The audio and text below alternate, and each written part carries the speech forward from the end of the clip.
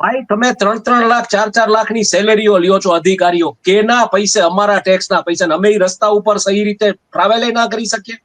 ગઈકાલે મોટા ભાગની ગુજરાતી ટેલિવિઝન ચેનલોએ આ થયું ઘટના એટલે પછી તમામ બ્રિજોની વિગતો કઢાવડાવી. એમાંય પાછું તમને ખબર છે કે એક આદેશ આવે એક જગ્યાએથી, ચોક્કસ જગ્યાએથી, એટલે ઈ રિપોર્ટિંગ એવી રીતના થાય કે આ બ્રિજો તો કોંગ્રેસના રાજમાં બનેલા હતા. અરે યાર, તમે ક્યાં જન્મે સુખી થશો?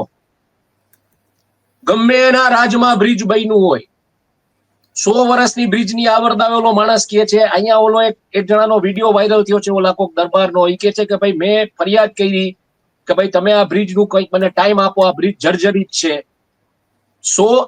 1985માં બનેલો બ્રિજ, ત્યારે જે ટ્રાફિક હોય એને ધ્યાને લઈને બનાવવામાં આવ્યો હોય. એને 20 એટલે એનું ચોક્કસ મેન્ટેનન્સ તો હોય જ.